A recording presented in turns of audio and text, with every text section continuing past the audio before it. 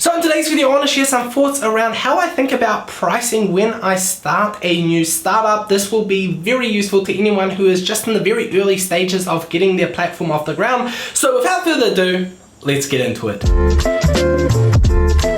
Hey friends, welcome back to the channel. If you're new here, my name is Connor, and on this channel I help people who cannot code build their own online businesses with no-code tools like Webflow, Airtable, and Zapier. So in today's video, I want to talk about more business model related things. I've been getting quite a few questions around what tips I have around pricing an online marketplace or other types of startup products. And in today's video, I thought I'd share 5 lessons that I've learned while building up the Unicorn Factory, which is my freelancer marketplace in New Zealand, to kind of show you how I approach pricing and how it all worked out. Now, if you've been following my channel, you'll know that a majority of the content that I make on this channel is all about how to actually build things with tools like Webflow, Airtable, and Zapier. But if you are interested in me making more videos around the business side of things and how I approach it as someone who hasn't taken funding or any of that type of stuff, then leave a quick like on this video and also let me know in the comments down below what questions specifically you'd like me to cover in these types of videos. But with all of that out of the way, quickly subscribe to the channel and let's dive into the first point. So the first point that I'd like to make is that you should be very, very careful how you use free trials for your startup. So the main reason why I see that is because it appears that first-time founders oftentimes default to using free trials as a way to avoid setting a price for whatever you are selling through your startup, and that can oftentimes lead you down a very slippery slope. Now, I want to be super clear that there is definitely a place for free trials, but free trials should only be a mechanism to convert more potential clients into paying customers. And if you haven't set rules around how you are going to charge customers, then really all you're doing is offering a free product. And as soon as you set the expectation that something is free, then you're going to attract those types of customers. And from my personal experience, those types of customers are very, very unlikely to convert into paying customers long term. Now, it's also really, really important to set these rules in advance, because if you don't set any rules around pricing in advance, then you're going to find yourself in situations where you're sitting down with your customers, you're basically pitching them what you're working on, and what you're going to end up hearing from a lot of them is that they will pay you as soon as you hit X condition. And then what you'll find is that those types of customers always just push the goalpost a little bit further because they're trying to avoid to pay as soon as possible. So you'll do yourself a lot of favors by basically laying out the terms of the free trials, laying out when that free trial will end and what the pricing will be as soon as a customer decides to upgrade their accounts. And that brings me to point number 2, which is how much should you actually charge someone when you launch your new startup? Now, this is oftentimes something that is quite difficult to figure out, especially when you work on businesses like marketplaces, where you might just be at the stage where you're just trying to build supply, you're just building demand, and you're not quite at that point yet where you have a lot of brand awareness and a lot of traction. So oftentimes I find that when first-time founders are in those very early stages of getting their startup up and running, they tend to significantly underprice their services because they are not confident in their ability to deliver value. But again, what you want to look at here is how you should be pricing your services long term in order for it to make sense for your customers but also your business. Now, typically I think there are 3 different ways to approach setting the first price for your startup. The first way to do it is based on the value that you generate for your customers. The second way is to base your pricing on the cost structure of your business. And then finally, you can also have a look at what your competition is doing and then base your pricing based off what they are charging. So when it comes to value-based pricing, what you want to figure out is how much actual value are you generating for your clients. So you can obviously look at it in terms of time saved or revenue generated. With the Unicorn Factory, I can actually look at revenue generated because the leads that I send freelancers then end up translating into revenue that the freelancers make. And based on surveys that I've sent out and information that I've collected, I know that the average lead generates $2,500 worth of value to the freelancers. And I also know know that on average, 1 in 5 leads will be converted by freelancers. So based on that, I know that every lead that I send freelancers through the Unicorn Factory is worth about $500. And that means that I can now base my pricing around the amount of leads that I expect to generate for different freelancers. Now, value-based pricing gets a lot easier over time as you start collecting actual data on how your marketplace or business is performing.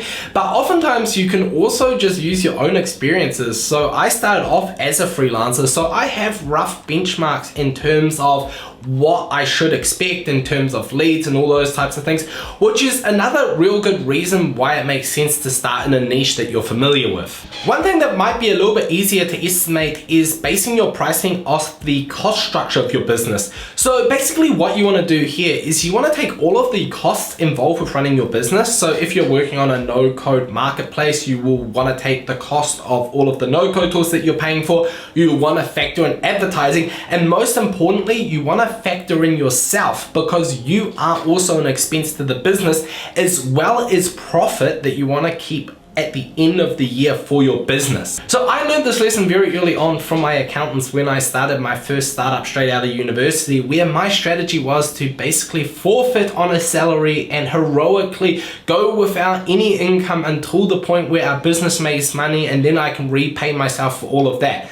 But what you end up doing is you actually base your pricing as if you are not part of the business. And if you take that approach, then what you're going to end up finding is that you will not be able to build a sustainable business, because you'll constantly be the person working on your business, and you won't be able to replace yourself because you never factored in the expense of you running your business into your pricing. And then lastly, we have basing your pricing off your competition. Now, this seems pretty straightforward, and if you're in a service-based industry like a freelancer, then this is really a great starting point. Just go and get in touch with some other service providers and kind of figure out how much they are charging, and then base your pricing around that ballpark, because the market will kind of be used to paying those prices already, and it's a really good place to get started and iterate from in the future.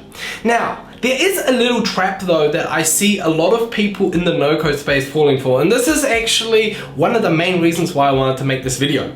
If you are running a no-code startup and you are planning on long-term using no-code tools to build your startup, then you cannot price your business the same way that SaaS companies price their businesses, because SaaS companies can scale up significantly further than no-code businesses, and they factor that scale and that growth into their pricing model. Now, I am going to repeat this because this part is very, very important, and I have seen a lot of people who have basically tried to build the Airbnb of X inside of Webflow, and they have basically copied the Airbnb business model one for one, not factoring in that Airbnb probably gets hundreds and thousands of bookings every single month, and that is something that is just not very doable when it comes to using no-code tools. And if you are using a similar business model to, say, Airbnb, but you can never reach the scale of something like Airbnb, then you'll quickly find yourself in a situation where you basically make little to no money,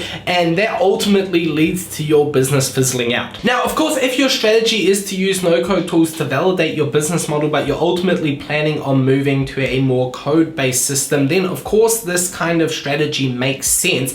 But just know that you cannot long-term operate at the same level that actual SaaS companies are operating with the current tools that are out there. Okay, and now on to point number 3, and that is that you can absolutely change your pricing over time. So another big reason why I hear that people don't commit to a pricing model in the very early stages of their startup is because they're worried to get it wrong and that ultimately affect their business long term. Now, let me just tell you, your pricing is kind of like your product. You throw it out into the world, you get feedback, and then you make iterations based on the feedback that you've received. Now, let's say, for example, that you set your pricing at $10 per month today to be a member on your website.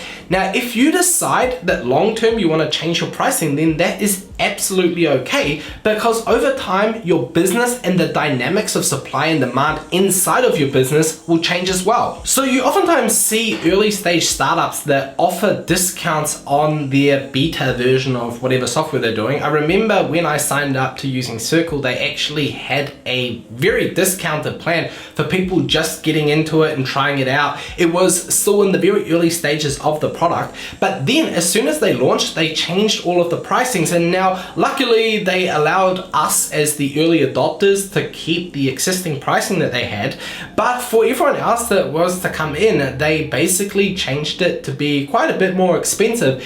And that is just because over time you're going to start seeing a change in demand. You're going to get certain types of feedback from your community that will allow you to improve your product, and that just changes the amount of value that you are able to add to your customers. So don't overthink that first business model. Throw something out there, collect feedback based on that business model, and then in the future just make changes as it fits your business. Now on to point number 4, and that is that your prices will oftentimes reflect what you are willing to spend on other types of services and tools for yourself and your business. Okay, so this is probably one of the most valuable lessons that I have learned since getting into building startups and investing in my business and in myself as well. And that is that whatever you are willing to spend on your business is oftentimes what you're going to see yourself charging your customers to use your product. So if you are the type of person who just does not want to spend any money whatsoever on tools like no-code tools and all that kind of stuff, or you're trying to ride free trials for as fast as possible, then you're going to see that reflected in your business and in the way that you charge for what you are offering your customers. Now, I'm not even going to pretend as if I came up with that pearl of wisdom. I actually learned about this in an online course that I took that was really fantastic, but one of the modules that was inside of it was the concept of the mirror, which basically states that you basically attract who you are in a way. So if you are the type of person that doesn't like spending, then you're gonna attract customers that don't like spending. If you are the type of person that invests a lot in yourself, then you're also going to attract other people who are willing to invest a lot in themselves. And ever since I learned about the concept of the mirror, I've just observed it everywhere, and it has really made a fundamental shift to how I invest in myself, how I invest in my business, and I have honestly started to see really big changes in my business as a result of that mindset shift. Now, there are probably a lot of different layers to this, but I think the one thing that I can say about my experiences of making that shift is that it mostly comes down to the fact that as soon as you start spending money on things, you actually just come to the realization that there are actually a whole bunch of people out there who are actually willing to spend that type of money in their business or in themselves. And that just makes you more comfortable with the idea of charging people for that type of money. And then as soon as you start seeing those types of results, then you'll quickly find yourself in a situation where it's even more comfortable for you to invest even more in yourself, and that ultimately then leads to you charging your clients more. And that is something that you just have to do. And I honestly think that this is just a really important concept to get your head around. Okay, and now on to point number 5, and that is that whether someone's paying you $5 a month or $100 a month, at the end of the day, they're all expecting results. Now, this lesson here is something that I learned mostly from being a freelancer, and at the end of the day, the way that you can think about it is that when a client gets in touch with you and they want you to either to run their Facebook ads for them or build them a website, really what they are looking for is achieving an end result, which in this case is either making sales through Facebook ads or having a website up and running, and they're trying to make it happen within a certain parameter, which is oftentimes their budget. Now, oftentimes what you see new freelancers doing, but this also applies to people just setting up their first startup, is that the fear of failure kicks in, or the fear of not delivering, and as a result they try to price their services on the lower end of the scale in the hopes that it won't hurt as much when you don't end up delivering the work. But let me tell you, whether you end up charging them the lowest amount in their range or the highest amount of the range, if you don't end up delivering what you told them you would deliver for them, they are not going to be happy. So you may as well figure out what you're going to need in order for you to deliver those results and then work towards that. Okay, let's say for example, you are just adamant that you don't want to charge someone without the certainty of being able to deliver. Then one thing that you can do is to charge on the medium and high end, but then offer a refund if certain goals are not met. This is oftentimes something that people in the digital marketing space do when it comes to achieving certain sales goals. You can do it either way. You can either offer a discount but then put a bonus clause into your agreement, or you can just offer a refund, whatever works best for you. But then that way there's a win-win. You don't have to be worried about undercharging for your services and then potentially also not have to worry about undelivering. So those are the 5 key principles that I use when I launch new products when it comes to the Unicorn Factory. And a lot of the things that I have embedded into those principles are not just based off things that I've read in book. These are things that I've actually just experienced and then had to adapt and learn from. So hopefully this information will help you out when it comes to setting up your first business model, and it will hopefully help you put yourself in a position where your business will succeed long term. Now, if you found this video useful, then I would very much appreciate if you could please leave a quick like on this video and also leave a little comment in the description with what your thoughts on it all are. If you have any tips on pricing, I would be super keen to hear them. Other than that, thank you so much for sticking around for the entire video, and I'll see you back here for the next one.